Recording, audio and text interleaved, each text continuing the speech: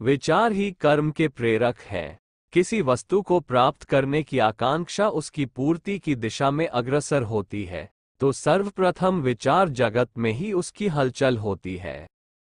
मस्तिष्क उसके लिए योजना बनाता है, बुद्धि आकांक्षा पूर्ति के उपाय खोजती है और विचार चिंतन के रूप में कर्म का बीजारोपण होने लगता है। आकांक्षा और विचार इस रूप में तो एक ही विषय के दो पहलू और एक ही दिशा के अगले चरण है, परंतु विचार चेतना एक स्वतंत्र चेतना भी है और उसके अनुसार यह आवश्यक नहीं कि प्रत्येक विचार किसी आकांक्षा की पूर्ति के लिए ही उठे। आकांक्षाएं वस्तुतः व्यक्तित्व का एक अंग है, विचार उसकी पूर्ति या परिष्कार का माध्यम है। आकांक्षाएं उठती हैं तो उन्हें आगे बढ़ने का उपक्रम भी विचार शक्ति के द्वारा ही बनता है। विचार शक्ति आकांक्षाओं को पूरा करने के साथ व्यक्तित्व का गठन तथा उनकी दिशा का निर्धारण भी करती है। इसीलिए कहा गया है कि मनुष्य की शक्ति उसके विचारों में ही रहती है। जिसके जैसे विचार होंगे उसकी वैसी ही गति और स्थिति होगी। इसी कारण यह एक स्वयं सिद्ध मान्यता है कि विचार यदि अच्छे और सही होंगे तो प्रगति तथा सफलता सुनिश्चित है। सही विचारशीलता अपनाकर अपने लक्ष्य तक सरलतापूर्वक पहुंचा जा सकता है और इसके विपरीत विचारों की अशुद्धि मनुष्य को योग्यता, साधन संपन्नता और प्रतिभा होते हुए भी असफल बना देती है। विचार शक्ति का महत्व यदि देखना हो तो संसार की उन्नति, सुविधा साधनों की अभिवृद्धि, सभ्यता, संस्कृति, साहित्य तथा कला कौशल के विपुल विकास के रूप में देखा जा सकता है।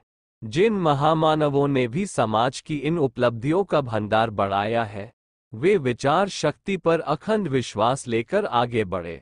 उन्होंने विश्वास किया मनुष्य अपनी विचार शक्ति के कारण संसार का सर्वश्रेष्ठ प्राणी है और इस शक्ति के आधार पर वह सब कुछ कर सकने में समर्थ है। मनुष्य की सफलता असफलता उसके विश्वासों और विचारों पर ही निर्भर करती है। एक ही विचार का बार बार अभ्यास करने पर वही विचार विश्वास के रूप में परिणत हो जाता है। इसीलिए सफलता एवं श्रेय के महत्वाकांक्षी व्यक्ति अपने पास प्रतिकूल विचारों को एक क्षण भी नहीं ठहरने देते। बड़ी बड़ी आपत्ति आ जाने और संकट का सामना होने पर भी न तो वे कभी यह सोचते हैं कि उनका भाग्य खोटा है और न आत्म संकट में भयभीत ही होते हैं। वे अपनी शक्ति का सही मूल्यांकन करते हुए आपत्तियों से लोहा लेने के लिए समीचीन व्यवस्था बनाकर साहसपूर्वक डट जाते हैं। अस्तु जीवन सफलता के साधकों को अपने विचारों में परिपक्वता, शक्ति और तीव्रता लाना चाहिए। यह अद्भुत विचार शक्ति संसार में सभी मनुष्यों को मिली है और वह अपने अनुरूप विभिन्न दिशाओं तथा क्षेत्रों में गतिशील भी होती है। लेकिन दुर्बल विचार रखने वाले, भाग्य और दैव के सहारे बैठे रहने वाले व्यक्ति उस शक्ति का लाभ नहीं उठा पाते और सफलता के सौभाग्य से वंचित ही रह जाते हैं। सौभाग्य और दुर्भाग्य का अस्तित्व अगर कहीं है भी तो वह विचारों में ही है। विचारों की विकृति ही दुर्भाग्य एवं विचारों की सुकृति ही सौभाग्य है। विचारों के बाहर दुर्भाग्य अथवा सौभाग्य का कोई स्थान नहीं है। मनुष्य का भाग्य लिखने वाली विचारों के अतिरिक्त अन्य कोई शक्ति भी नहीं है। मनुष्य अपने विचारों के माध्यम से स्वयं अपना भाग्य लिखा करता है। जिस प्रकार के विचार होंगे, भाग्य की भाषा भी उसी प्रकार की होगी। भाग्य यदि कोई निश्चित विधान होता और उसका रचने वाला भी कोई दूसरा होता, तो कंगाली एवं गरीबी की दुर्भाग्यपूर्ण स्थिति में जन्म लेने वाला कोई भी मनुष्य आज तक उन्नति एवं विकास के पथ पर चलकर सौभाग्यवान न बना होता। उसे तो निश्चित भाग्य दोष से यथास्थिति में ही मर खपकर चला जाना चाहिए था। किंतु सत्य इसके विपरीत देखने में आता है। बहुतायत ऐसे ही लोगों की है जो गरीबी से बढ़कर ऊंची स्थिति में पहुंचे हैं, कठिनाइयों को पार करके ही श्रेयवान बने हैं। महापुरुषों के उदाहरण से इस बात में कोई शंका नहीं रह जाती कि भाग्य न तो कोई निश्चित विधान है और न उसका रचयिता ही कोई दूसरा है। विचारों की परिणति ही का दूसरा नाम भाग्य है, जिसका कि विधायक मनुष्य स्वयं ही है। सद्विचारों का सृजन किया जाए, उन्नत विचारों को ही मस्तिष्क में स्थान दिया जाए तो सौभाग्यशाली बनकर श्रेय प्राप्त किया जा सकता है। मनुष्य को अपने भाग्य का निर्माता होते हुए भी केवल वैचारिक त्रुटियों के कारण दुर्भाग्य का शिकार बनना पड़ता है, क्योंकि वैचारिक विकृति अपने को क्षुद्र, तुच्छ एवं हेय मानने से ही आरंभ होती है। उसके व्यक्तित्व पर उसके विचार हावी हो जाते हैं और जन जन को ये सूचना देते रहते हैं कि यह व्यक्ति निराशावादी तथा गिरे हुए विचारों का है, इसलिए हम अपने को जिस प्रकार का बनाना चाहते हैं उसी प्रकार के विचारों का सृजन करना चाहिए। विचारों का प्रभाव निश्चित रूप से आचरण पर पड़ता है, बल्कि यूँ कहना चाहिए कि आचरण विचारों का ही क्रियात्मक रूप है। जिस दिशा में विचार चलते हैं, शरीर और उसकी क्रियाएं भी उसी दिशा में गतिशील हो जाती है। यही कारण है कि सभी मनुष्यों को विचार, बुद्धि और विवेक तत्व मिला है, फिर भी किसी का विज्ञान की ओर झुकाव होता है तो कोई व्यापार में उन्मुख होता है। कहने का अर्थ ये कि विचार शक्ति ही व्यक्तित्व को ऊंचा उठाती है और नीचे गिराती है। मनुष्य के यदि ऊंचे उठने, आगे बढ़ने और सफलता प्राप्त करने का लक्ष्य हो तो अपने विचारों को भी तदनुरूप विकसित करना चाहिए। जीवन में सफलता, समाज में प्रतिष्ठा और आत्मा में संतोष प्राप्त करना है तो सबसे पहले विचारों, भावनाओं और चिंतन को आशावादी, उदार तथा परिष्कृत बनाना चाहिए। यदि निराशा, संकीर्णता और क्षुद्रता की विचार विकृतियों को ही प्रश्रय दिया जाता रहा तो महान बनने की इच्छा स्वप्न मात्र बनकर रह जाएगी। न स्वयं को संतोष मिलेगा और न समाज में प्रतिष्ठा। विचार शक्ति के इस महत्व को बहुत से लोग नहीं जानते और अकारण खिन्न, दुखी या पिछड़े हुए ही बने रहते हैं।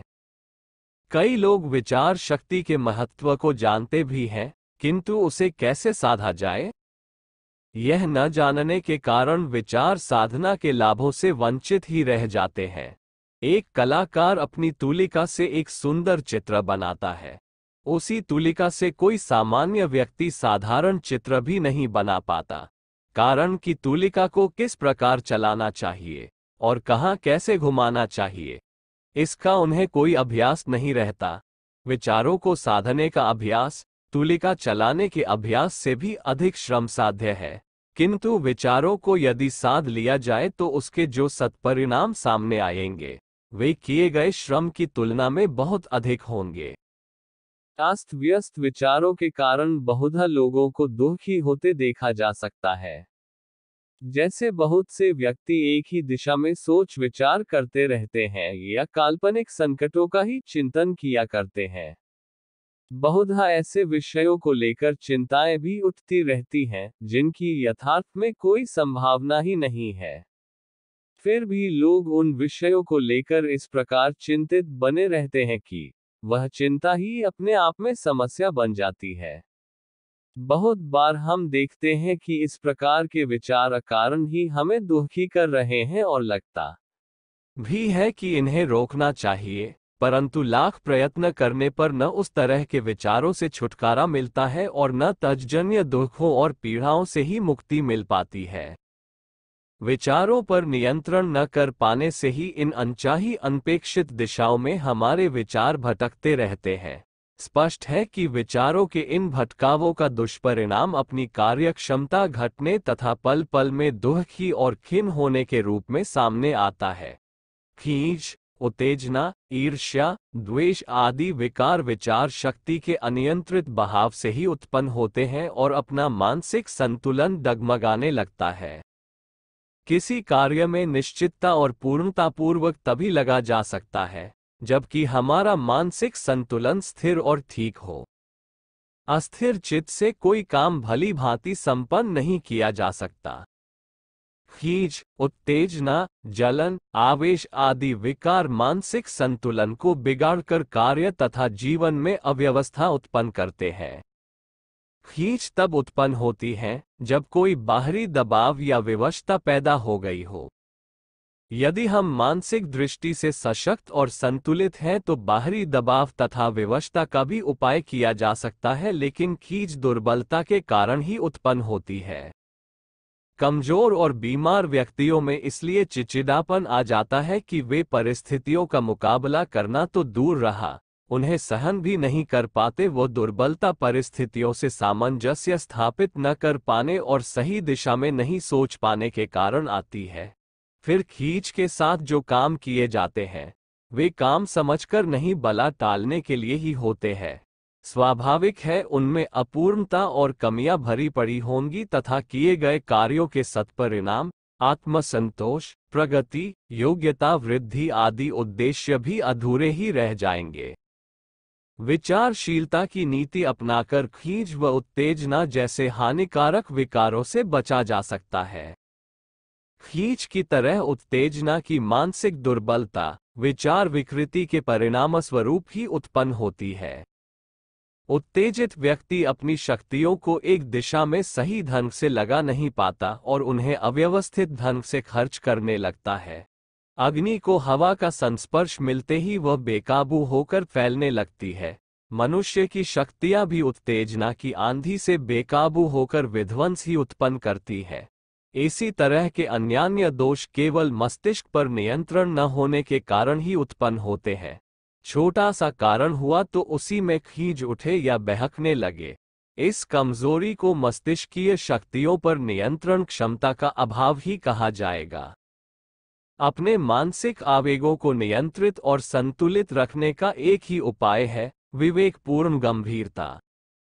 विवेक का अर्थ है परिस्थितियों को समझने और उनकी वास्तविकता देखकर निर्णय लेने की सूझबूझ। ये सूझबूझ किसी भी बात पर तुरंत निर्णय लेते हुए विकसित नहीं की जा सकती। तुरंत निर्णय लेने की उतावली तो अधीरता जनित गलतियां ही करवाएगी। इसलिए मानसिक संतुलन स्थिर करने के लिए प्रत्येक स्थिति में गंभीरतापूर्वक विचार करना चाहिए। अपनी योग्यता, अनुभव और ज्ञान द्वारा क्या उचित है तथा क्या अनुचित, इसका निरीक्षण अंतर करना चाहिए। इस नीति को अपनाते हुए यदि अपने मन क्षेत्र में उठने वाले विचारों का भी निरीक्षण किया जाता रहे तो अनिष्टकर विचारों तथा चिंतनधारा की भ्रांतियों से बचा जा सकता है। विवेक के द्वारा ही व्यक्ति विचारों के सागर में से अपने लिए उपयोगी विचारकण चुन सकता है। अन्यथा मस्तिष्क में तो कई तरह के विचार आते रहते हैं, उनमें निरर्थक भी होते हैं और असंगत भी। ये निरर्थक असंगत विचार ही मनुष्य की अधिकांश शक्ति बर्बाद करते तथा मानसिक संतुलन बिगाड़ते हैं। उदाहरण के लिए मस्तिष्क में यह विचार आया कि अमुक व्यक्ति कहीं मेरा अनिष्ट तो नहीं सोचता।